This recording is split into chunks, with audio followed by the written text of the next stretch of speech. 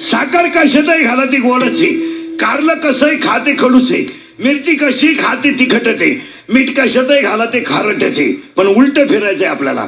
साखर कशातही घाला ती गोड आहे, पण ती एकाला दुश्मन आहे.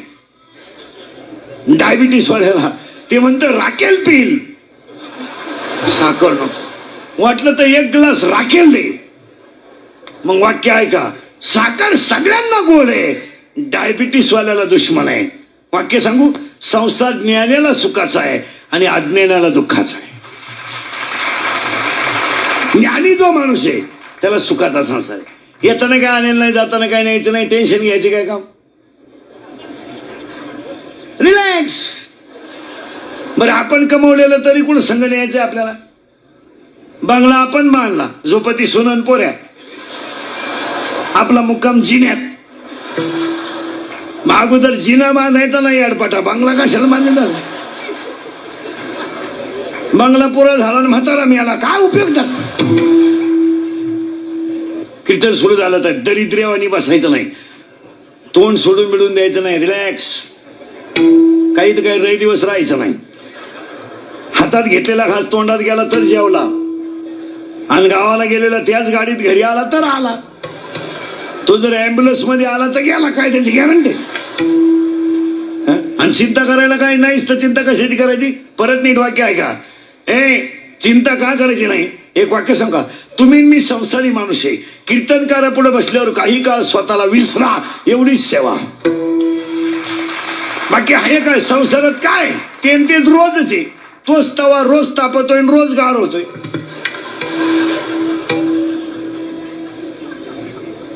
भाकर थापली तरी तवा तोच, आणि चपाती केली तरी तवा.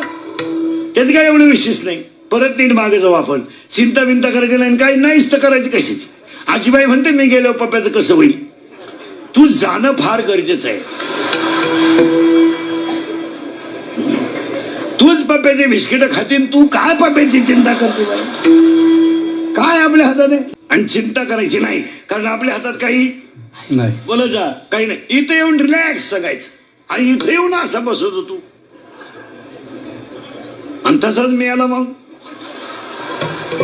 3 शब्द नीट ऐका. 3 शब्द नीट ऐका.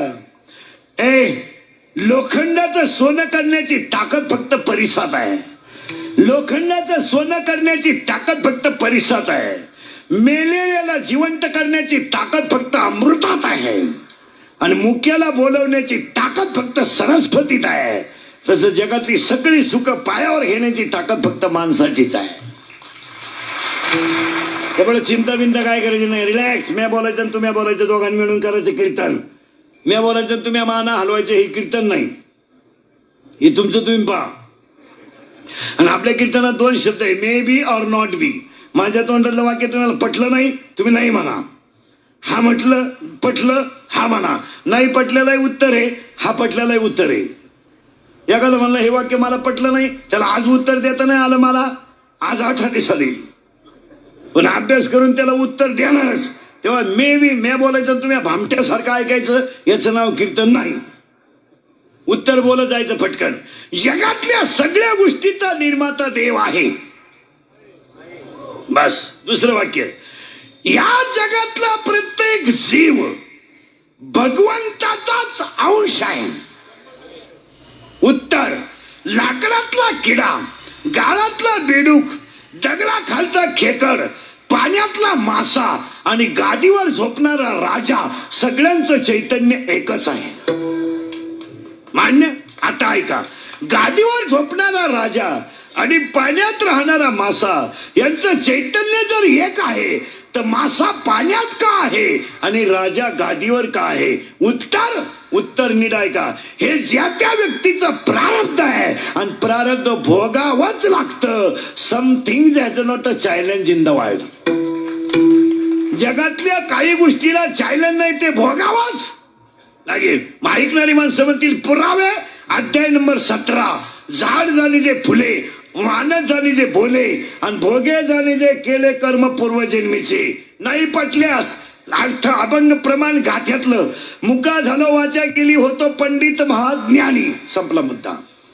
मग मासा पाण्यात आहे आणि राजा गादीवर आहे, हे ज्याचं त्याचं बस फिट बसला. आता उत्तर फायनल बर का उत्तर.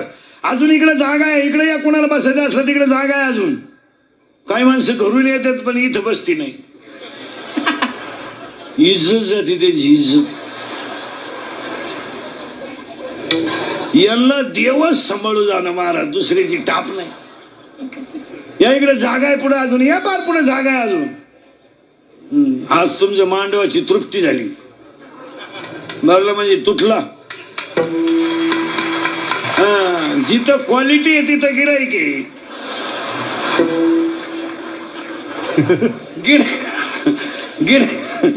गिराईक क्वांटिटीवर नाहीये, क्वालिटीवर आहे. का खाणीतला दगड आहे, एकावर लिहिलंय नारळ येथे फोडा, एकावर लिहिलंय चपला येथे काढा, आणि एकावर लिहिलंय मूर्तीला स्पर्श करायचा नाही. हे ज्याचं त्याचं प्रारब्ध आहे. काहींना पैसा मोजता येईना, काहींना पाहायला मिळालं, काही दुसऱ्याचं पाहून मेले. काहींना इस्टेट मोकार पण पोरग नाही, काहींना इतकी पोरं का झोपाया जागा नाही. काहींनी इतका प्रयत्न केला, 3 सख्या बहिणी केल्या, 3ही फेल गेल्या, नाही जमलं मला. दगडा खालचा खेकड, पुरावा हरिपाठातला, सर्वा घटी राम देहादेही एक. पण आता तुमचं उत्तर जर असं आलंय माझ्या तोंडातलं, प्रारब्धच आहे आणि आहेच. एका वाक्यात उत्तर. दशरथाच्या पोटी राम जन्माला आला, हे त्याचं प्रारब्ध आहे. पण रामाच्या मांडीवर जटायू मेला, हे त्याचं प्रारब्ध आहे. आणि दशरथ पुत्र शोकाने मेला, हे त्याचं कर्म आहे. कृष्ण जेलमध्ये जन्माला आला, जिच्या पोटी जन्माला आला तिचं दूध पिला नाही, पण जिनं सांभाळत नाही तिचं आईचं दूध प्यायला गेला, ते तिचं प्रारब्ध आहे. आणि हिचं दूध प्यायला नाही, हे हिचं कर्म आहे. Final final. मुन्हा परळायचं नाही. माझं देवानं वाईट का केलं, भोग भोगायचं आणि गपरायचं. आता त्याला उत्तर सांगणार मी तुम्हाला. प्रारब्धानुसार तुमच्या जीवनात दुःख येणारच येणार. लय मार्मिक बरं, F may be not be, असं शेवटपर्यंत सूत्र सोडायचं नाही. तुम्हाला प्रत्येकाला, दशरथाला दुःख आलंय, रामाला आलंय, रावणाला आलंय, आपल्याला येणारच. काही शंका? पण उत्तर त्याच्या पुढचं सांगणार आहे. येणाऱ्या संकटावर मात करणं हा पुरुषार्थ आहे, त्याला व्यसनात गुंतवणं आणि बरबादी करणं हा पुरुषार्थ नाही. परत नीट वाक्य आहे का? नापास झाला म्हणून तू दारू प्यायला लागला, हा शुद्ध बावळटपणा आहे. तुम्ही एखाद्या गोष्टीत पराजित झालात तर पाया पडून सांगतो, 2018 आपल्या विश्वशांती वैष्णव धर्म सोहळ्यात कीर्तन महोत्सवातल्या पहिल्या कीर्तनात पाया पडून सांगतो, तुमच्या मुलासारखा आहे मी. आलेल्या संकटाला तोंड द्या, त्याला व्यसन हा पर्याय नाही. व्यसन हा पर्याय नाही. प्रियसीचं लग्न झालं म्हणून तू क्वार्टर प्यायला लागला, तुझे इतका नालायक आवला तिथं दुसरा माणूस नाही ध्यानात. नाही, एक वाक्य सांगतो पाया पडून, संकट झेलायला शिका, एक दिवस यश तुमच्या मागे येईल. त्याला फाशी घेणे, त्याला औषध पिणे, त्याला रॉकेल ओतून घेणे, त्याला द्राक्षाच्या बागाचं औषध पिणे, त्याला घरातून निघून जाणे, किंवा बिंडोकपणानं वागणे, किंवा क्वार्टरीन पेत राहणे, हे त्याचं औषध नाही.